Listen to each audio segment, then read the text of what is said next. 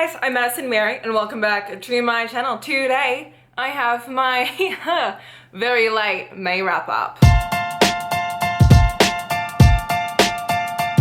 So my May wrap up is considerably late this month. Main reason is because I moved, which I have probably mentioned in the last 4 or 5 videos by now. So you guys are probably like, Madison, we know you moved. You don't gotta keep telling us. But I am, and I still have more pre-filmed videos, and you know, you guys just gonna have to deal with it. But May was a bit of a slumpy reading month for me, and it seems to be a trend I've realized. Back in 2019, I only read 1 book in May, and this month I read a whopping 6 books, which is good. That averages at more than 1 a week, but you know, I normally average around 10 plus books a month, so I really didn't do that great with my TBR either.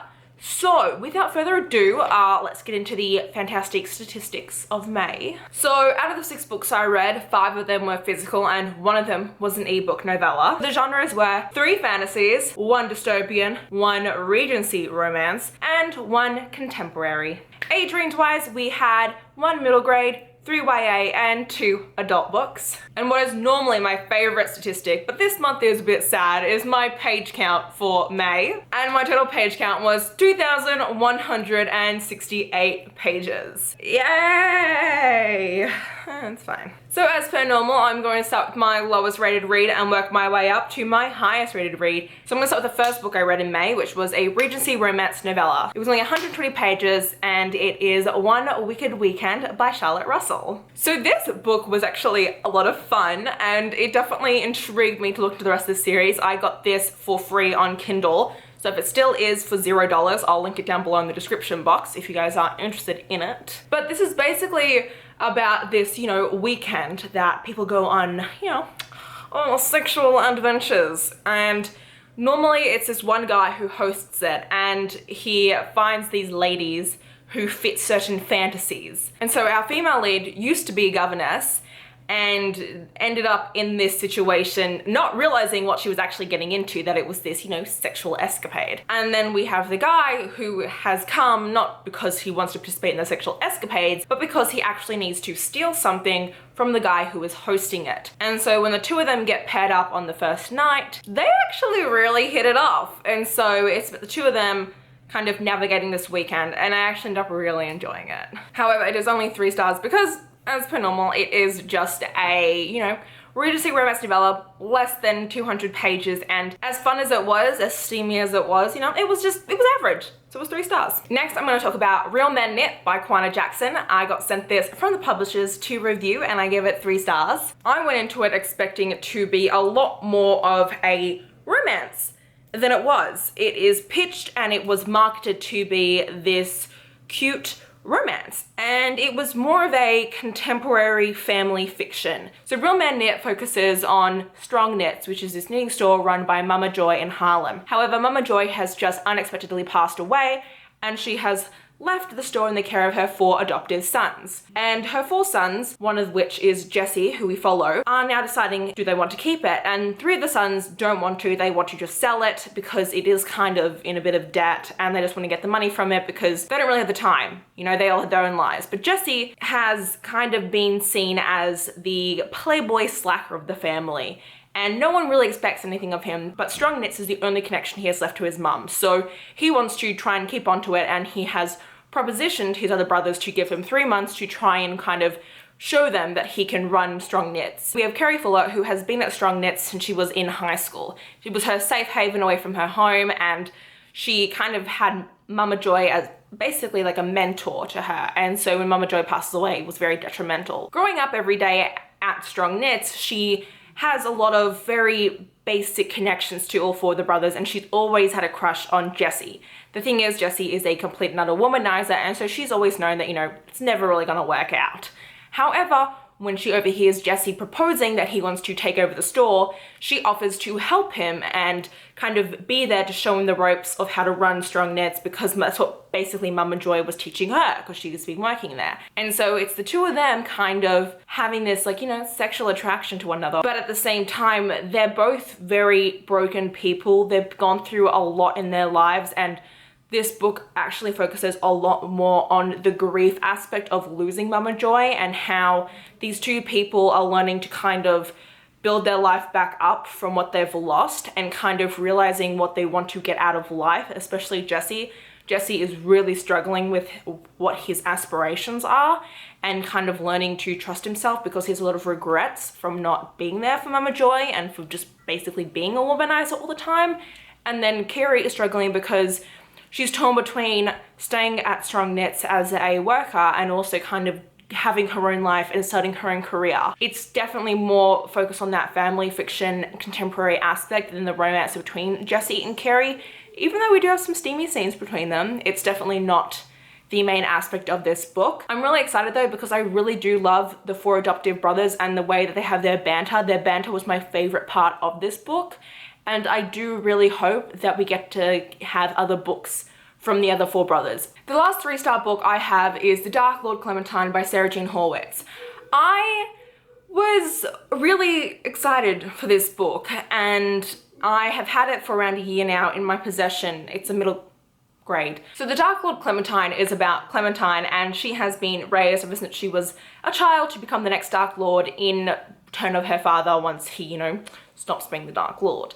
Because the way this world works is there are towns that have castles that Dark Lords kind of live in, and they rule over those towns and they wreak havoc, and they kind of have like a certain quota every year they have to meet with like the dastardly deeds that they do. Now when this book starts off, you find out that Clementine's dad has been cursed over the last couple months and his body is deteriorating from this wood magic that a witch has put on him, because this witch wants to take control of the mountain that Clementine and her dad live on because there's some unicorn there. Now since Clementine's dad is, you know, pretty much dying, his magic is waning and he's not been able to keep up with his dastardly deeds. So Clementine from the Dark Lord Council has been made the stand-in Dark Lord a lot earlier than she ever expected, and she doesn't really know if that's what she wants to be. The main aspect of this story is Clementine kind of figuring out if she wants to be a Dark Lord, if what she's been trained her whole life to believe is right, especially because the more she kind of gets to know the town that she lives in and the people and her land, because now that her dad's magic is no longer really working, she has to care for the farm around their castle, because that's where they get like all their like dastardly like poison and plants and like these weird fire-breathing chickens and stuff. And so from that she kind of starts thinking, I don't really know if I support what's going on. So it's a lot of self-reflection for Clementine, and also a lot of talk about what it's like to feel pressure that you kind of put on yourself to meet certain expectations for parents. It's a very sweet story, but I was just very bored. There are a lot of aspects in it, such as, you know, Clementine's dad's curse, Clementine being the Dark Lord, Clementine looking after this talking sheep. There is just like so many different plot points in this that I was never really that invested in the storyline. I was never felt for Clementine. I did pity her at some stages, but it wasn't a standout middle grade for me. It's probably one of the most disappointing reads that I've read this year because of that. I had such high expectations for this to be a much more dark and grimmer story than it was, and instead it was a lot more light and fluffy than I had been expecting, with not as much substance as I had been hoping. So now moving on to my 4-star reads. The first 4-star read is The Raven Boys by Maggie Stiefvater. I was so pleasantly surprised by this. So for the next 3 books I'm talking about, I actually have an entire vlog dedicated to these 3 books because they are Jade from the Jaded Readers' favorite books of all time, and she's one of my closest friends here on BookTube. She's actually moving to Japan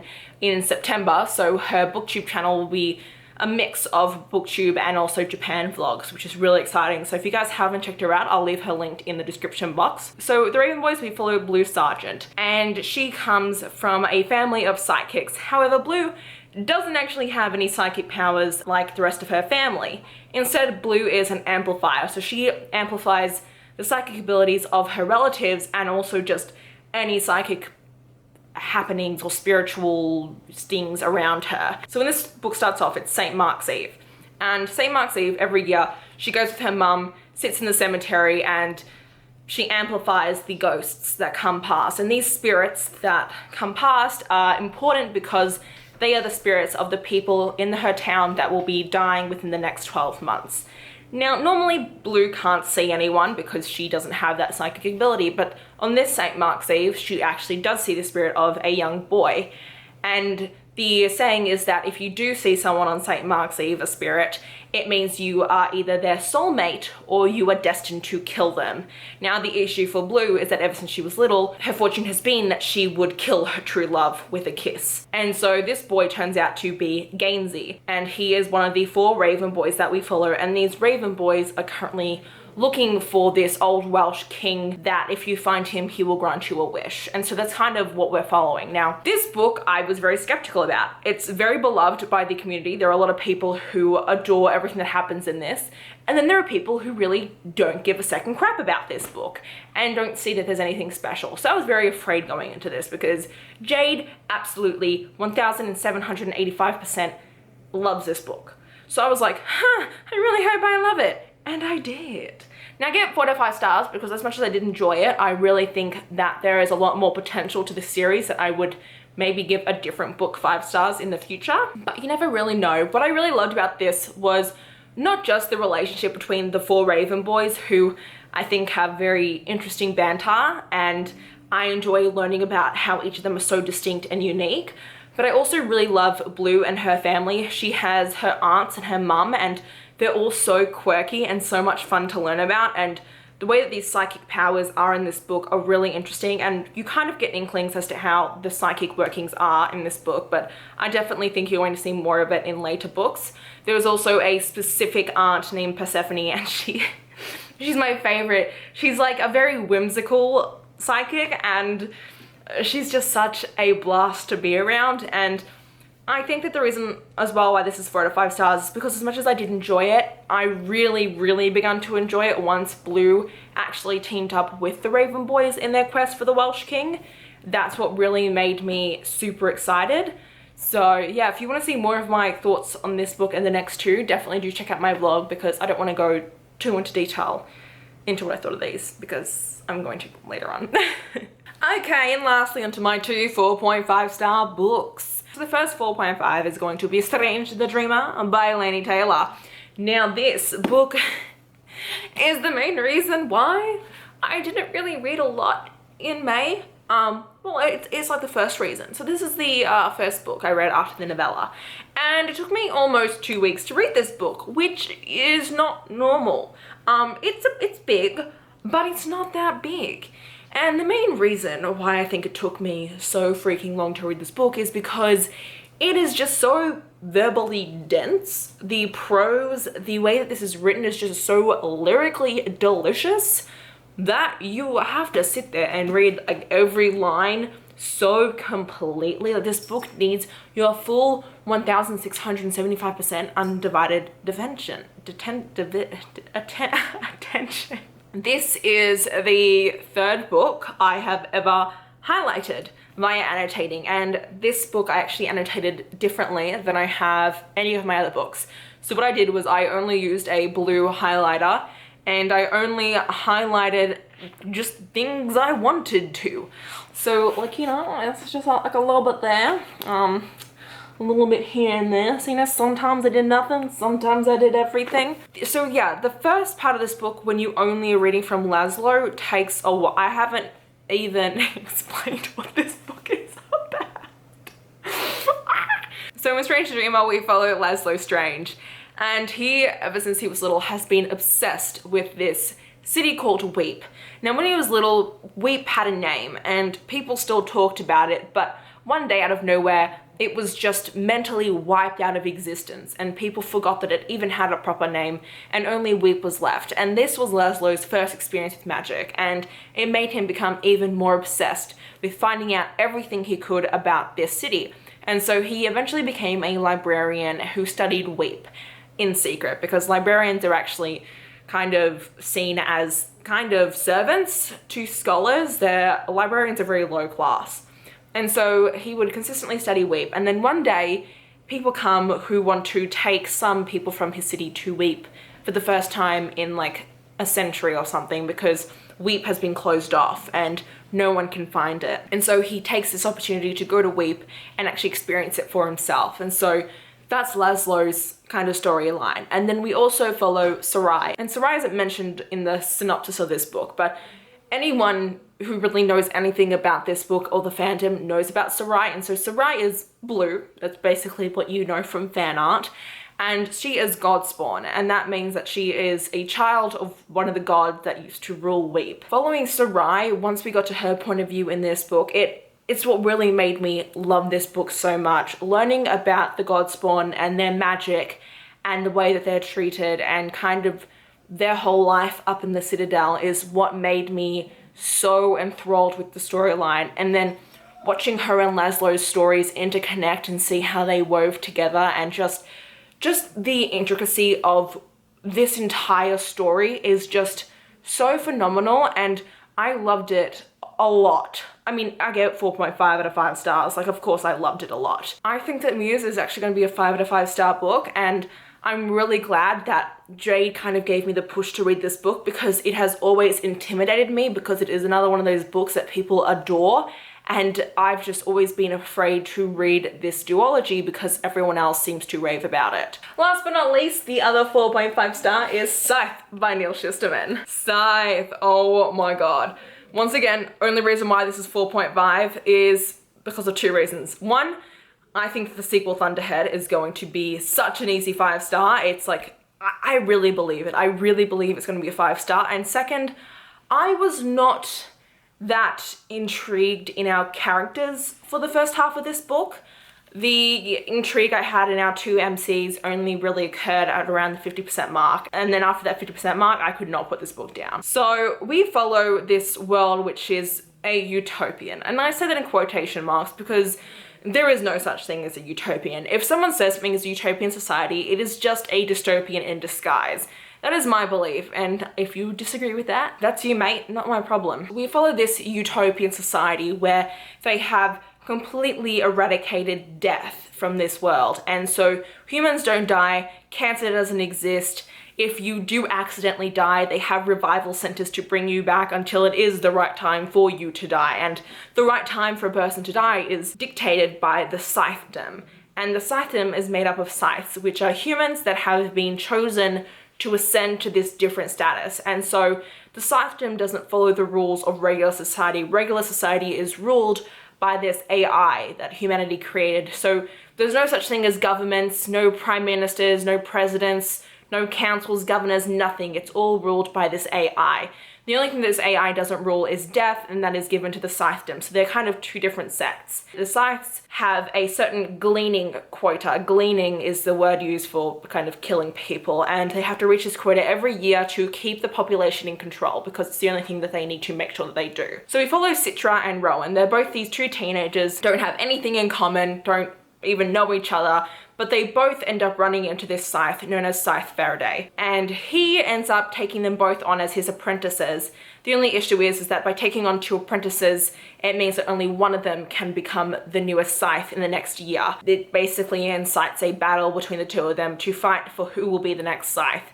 But when it starts off, neither of them really wants to be a scythe, and then they both end up wanting to be a scythe. It's basically a huge look into the grey morality of society, and that's the reason why I love this book. It was just the way that Neal Shusterman has written this makes you just want to, like, I would easily reread this book without a doubt, and I would sit there and like pick out bits and pieces, because like I did very sparsely tab this. There are like 8 tabs in this book overall, but that's just because there were certain things that he says about society that I found so compelling and so interesting, because it's an interesting look into how our society currently functions, and also an interesting look in how even when you try and perfect society, there are always going to be issues that arise, and you really cannot get rid of corruption when you give people the power of death. If you give people the power to choose who to die, of course corruption is going to exist. However, they didn't think that that would be a possibility. And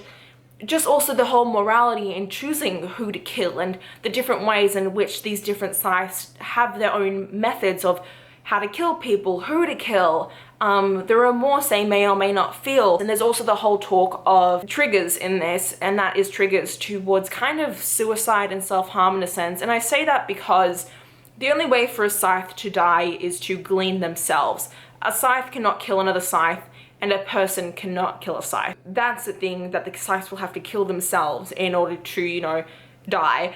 So I don't want to go too heavily into the other trigger, which is kind of like suicide by jumping, because it's kind of this trend that teens do in this book, and it really threw me off as a reader.